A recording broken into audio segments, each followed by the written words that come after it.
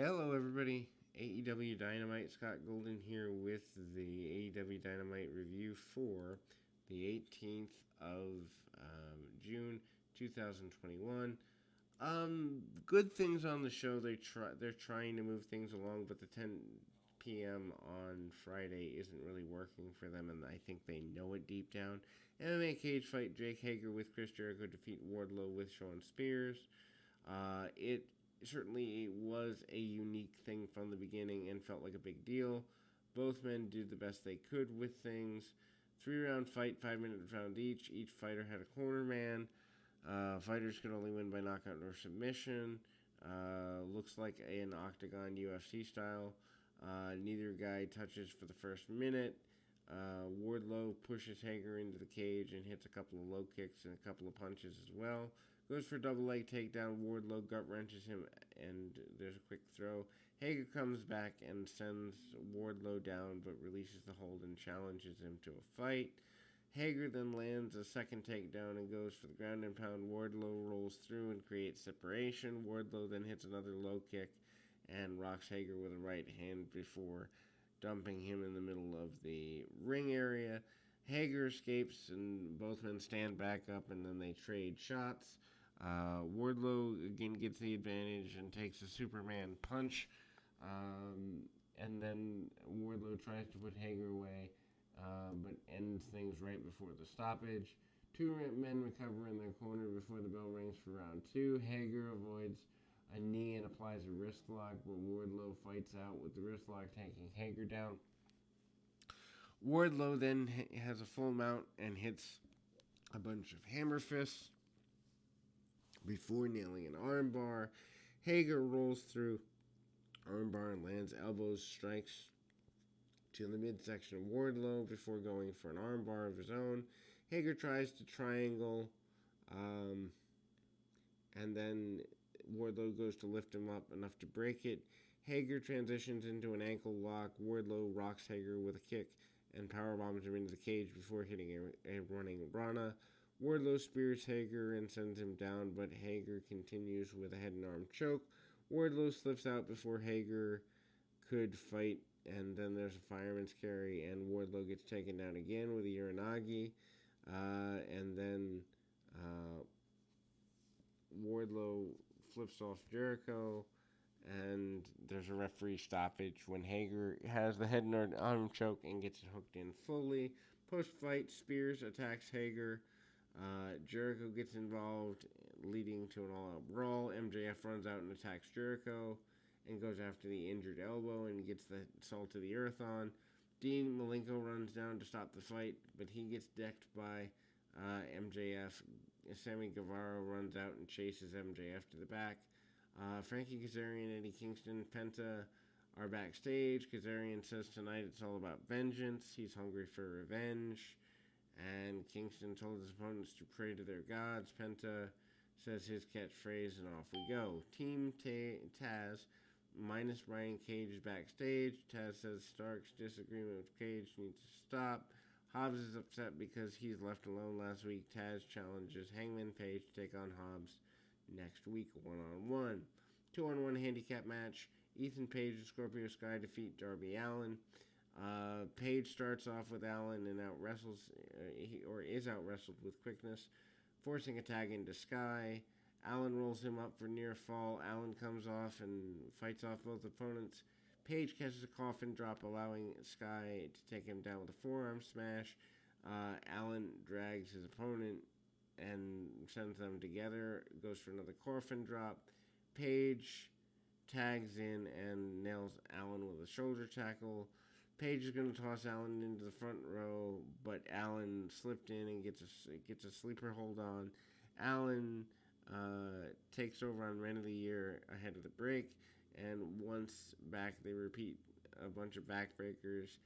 Allin surprises Page with a small package for near fall. Allin counters backbreaker with a scorpion death drop. Page reaches Sky for the tag. Allin tags himself in running wild, kind of like hulking up, so to speak. I liked this. He had a code red. Page breaks up the pin on Sky and plants him with a Uranagi. Allen zip ties Page's feet together and sends him to the floor before rolling Sky up and doing several near falls. Then he hits the over-the-top stunner. Allen hits coffin drop. Page pulls Allen out of the ring at the last minute. Outside, Page cuts the zip tie from around his legs, sends Allen into the ring post. He tags into the match and props Allen up for a superplex. Allen bites his way out. Sky pulls Allen's legs and Page hits the Eagle's Edge for the win. Decent match, good heat. Hope this goes further into a story. Short video promo. Wingman before the match. Orange left them on red. Orange Cassidy with Best Friends defeats Cesar Bononi with the Wingman. What a waste of Orange Cassidy, where he used to be hot with the thing with Jericho. These Wingman goofs are, other than JD Drake, he's got talent, but the rest of them, they could let them go and it wouldn't matter. Bononi attacks before the bell and tosses Orange Cassidy across the ring to the floor. Actually, Nemeth isn't the guy to let go, but Bononi looks like Beefaroni. Anyway, so Nemeth sprays Orange with self-tanner. I thought that was the Bucks gimmick. Orange briefly gets control. Bononi sends Orange back to the floor. Wingman put a jacket on him. Orange trips Bononi, running the ropes, sending him to the floor. Wingman caught dive. Statlander distracts the referee while Best Friends assisted Orange with a dive, taking out the Wingman. Bononi catches a diving DDT. Orange turns it into a stunner with a rolling DDT. And Orange takes out Nemeth and Drake with the Orange Punch before doing the same to Bononi for the win. Jungle Boy is about to be interviewed by Alex Marvez. Why is he still employed? Maybe he does something backstage. He's so vanilla and old and gray and just untalented. Anyway, Omega, Callis, and Nakazawa roll up in a golf cart. Omega was without his normal clothing and championship. Jungle Boy embarrassed him last week. He's going to give Jungle Boy a chance to make it right and give him a two-knuckle sandwich. Jungle Boy said he'd prefer to beat Omega next week. Omega offers a free punch, and Nakazawa attacks him with a laptop. Omega beats him up, and Omega and Callis escorted to the golf cart and leave Nakazawa behind. Nakazawa having a job is an insult to all the wrestlers that don't have full-time incomes as well. Matt Hardy in the Hardy family office is interviewed by Marvez again about Christian Cage. Hardy said Christian is in violation of a contract, and that's why Hardy keeps attacking him. Christian shows up trying to fight the Hardy family office, but they push him into a storage area and lock him in it. Hardy gives Christian an all-out, telling him to retire, giving him a retirement check. He said if Christian keeps coming after him, he'll end his career. I don't know. This seems like wasted time on a television show. Cody Rhodes and Brock Anderson, the son of Arn Anderson, obviously with Arn Anderson, defeat the Factory, QT Marshall, and Aaron Solo. Brock gets a Dynamite win. Brock looks solid, considering that he doesn't really have a great deal of experience, which is good. Brock and Solo start off. Brock avoids a swing, gets in the wrong corner, and Solo then makes fun of Brock, but's taken down, leading to a bunch of chain wrestling where Brock looks perfectly confident. Marshall tags in. Cody wants to tag in as well, and Marshall escapes to the floor. Cody takes him out with a suicide dive. Solo's the legal man gaining control after a break. Cody fights out of the corner, tags in Brock, who hits a bunch of shoulder strikes in the corner. He dispatches Solo with a gut wrench, but Marshall takes him down with a spine buster, a la That's Wonderful.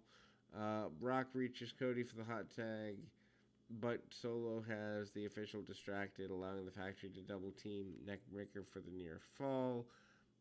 Marshall goes for the crossroads on Brock, counters into a DDT. Cody gets a hot tag and goes nuts. Solo hits an Oklahoma Stampede and a flying head scissor. He locks Solo in the figure four. Solo gets to the ropes. They fight up, but Marshall gets involved. Cody hits him with a destroyer. Solo rocks Cody with a cyclone kick. Brock breaks up the pin. Brock tags back in and helped Cody with a step up forearm. Jackknife Solo for the pin. Lance Archer and Jake Roberts cut a promo. He says that Archer's going to wait and pounce like a tiger. Archer is pacing impatiently in the background. And anyway, Andrade sit down interview with Jim Ross. Andrade said he chose AEW because there's many stars, but he's a superstar. JR talked about the championships in AEW, and Andrade said that that's his next step. He's working with Vicky because she's experienced and she's a Guerrero, so she'd have connections. There's a surprise coming apparently.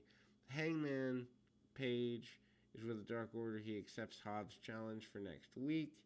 And then asked about world title match next week, but brushes off and hypes up Dark Order members. Most notably, John Silver is coming back soon, and there's a toast to Evil Uno. Then we move to the one woman segment on the show, which kind of strikes me odd. Penelope Ford, what a waste of space, defeats Julia Hart with the Varsity Blondes. Why not give Hart, who's at least part of a team that's working, some sort of push here? Anyway, they perform chain wrestling from the start. Ford does a lot of gymnastics, good for her, wrong sport, and escapes a head scissors before dropping Hart with a shoulder tackle. Hart comes back with a drop kick and a running cross body. Ford trips Hart up and hits a springboard knee. As we go into commercial, back from the break, strikes are traded. Ford then avoids a corner clothesline. Hart rolls Ford up, and Hart then takes down the clothesline. She catches her. Hart slaps her before hitting a fireman's carry gutbuster. Hart rolls out of the way for a moonsault, and then Ford avoids a split leg and locks in the Indian Deathlock, leading to a submission. Post-match, Miro comes back, asks Ford where Kip Sabian's been. He mocks her, telling her the Blondes to leave before attacking them. He and Pillman get into a scrap before separating by officials. Dr. Britt Baker, DMD, and Rebel are backstage, and with Shivani, Vicky Guerrero interrupts. She's not happy because she wants championship around Nyla Rose's waist. Baker and Rebel blow her off. Baker and Rebel versus Rose and Guerrero is sanctioned for next week. Yes, Vicky Guerrero at her age is wrestling. Nothing wrong with her age, but she shouldn't be wrestling. Next Saturday, 6/26, Britt Baker and Rebel versus Nyla Rose and Vicky Guerrero. Miro versus Brian Pillman Jr. for the TNT Championship. Hangman Page versus Powerhouse Hobbs. And Omega versus Jungle Boy. Big match there. Wednesday, 6:30, so far sanctioned MJF and Sammy Guevara. Video package containing FTR and Santana Ortiz aired. Basically, both teams have fight to get where they are today. And basically, they hype that the teams are similar and on a collision course. Jade Cargill and Mark Sterling announced a partnership with a hotel, saying that Cargill's less than PG catchphrase can be used for discount at the hotel. Cargill says that she's one of the leaders for the future of the company. And then the main event that really doesn't matter because it's just spots. Matt Jackson and the Good Brothers defeat Eddie Kingston and Penta and Frankie Kazarian. Kazarian attacks at the bell. He rolls Anderson into a quick near fall, downing him with a clothesline. Jackson gets involved. Penta fights off everyone and goes to tag Kingston for a double team. Jackson avoids a spinning back fist and tags Gallows in. Match breaks down. All four men are going at it. Everyone's rolling on the floor. Crossbody from Jackson takes out Kingston ahead of a commercial. Elite take control back from the break, beating Kingston down in the corner. Kingston shrugs off some shots from Jackson and nails him with a bunch of chops. Belly-to-belly suplex allows Kingston to reach Kazarian for the hot tag. Kazarian then comes in, goes nuts on everyone, and takes out all three members of the Elite. Springboard leg drop on Anderson gets Kazarian countered into a spine buster and locks on the crossface chicken wing. Gallows breaks up, allowing Anderson to hit the spine buster. Penta then tags in, takes out Jackson with a backbreaker before hitting a tope that makes absolutely no sense, except, oh yeah, he's Mexican, so he doesn't have to have psychology.